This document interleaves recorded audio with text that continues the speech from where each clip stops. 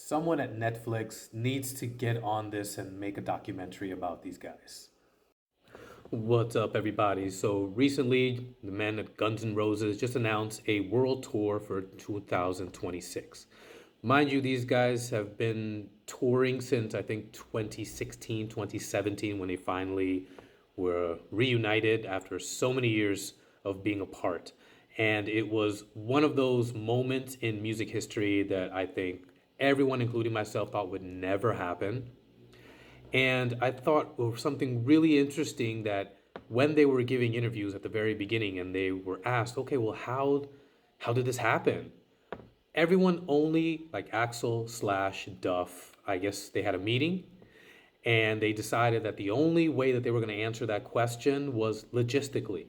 So all that was ever talked about was, oh, such and such called this person, and this person called this person, and this person called me, and then we talked, and blah, blah, blah.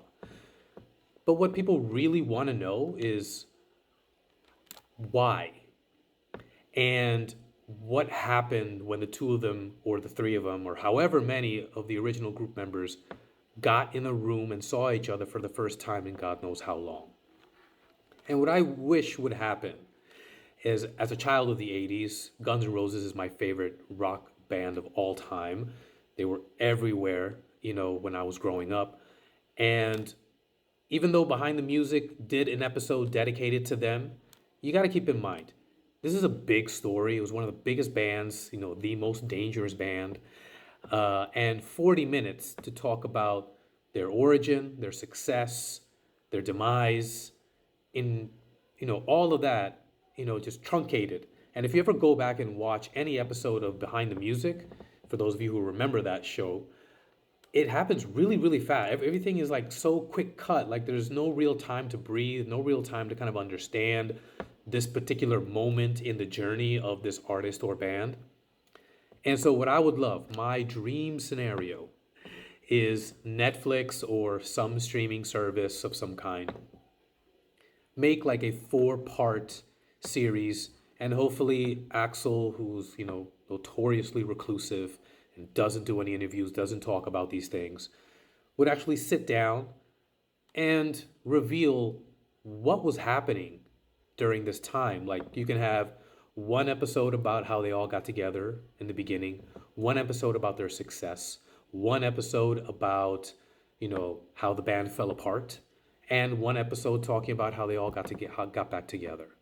You know, there's so much there that people don't know about. Like I know Axel was making the Chinese Democracy album in the years since Slash left the band, but that album didn't come out until like sometime in the early 2000s.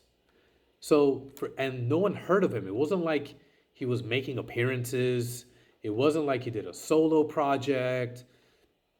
He did try and do a tour in 2001, which I remember buying tickets for, and then the tour got canceled. So there were moments here and there. I mean, Slash left the band in 96. And so for 5 years, no one saw or heard anything from Axel until he reappeared. I believe it was at the MTV Awards in 2001 with a completely reformed Guns N' Roses. He was the only original member there, and he sang a few songs, and then he went out on tour. And then the tour didn't last very long. I don't think it was very successful. And then he went back in the lab and finished the Chinese Democracy album. Now, during this time, Duff is trying to, he did so much. He was in rehab. He almost died. He rebuilt his career. Slash was trying to do whatever he was doing. He had his own band called Slash's Snake Pit. Matt Sorum went back to the Cult. Izzy Stradlin was kind of doing his own thing, kind of on the low key. But they finally reunited in a tour called Not in This Lifetime, because that's what everyone thought. Like, there's no way in this lifetime they were going to get back together.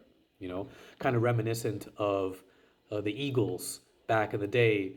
They called it the Hell Freezes Over tour, because anytime they were asked after they broke up, when are you guys going to get back together? The response was, when hell freezes over. So they got back together. They've been touring for the last almost 10 years now. They've released a couple of songs here and there. Everyone's kind of waiting for an album, which I doubt will come. I'm just happy they're together. I'm happy they're, out there, trying to do the best they can for their fans that were around forever, that were always pining for a reunion, and it finally happened.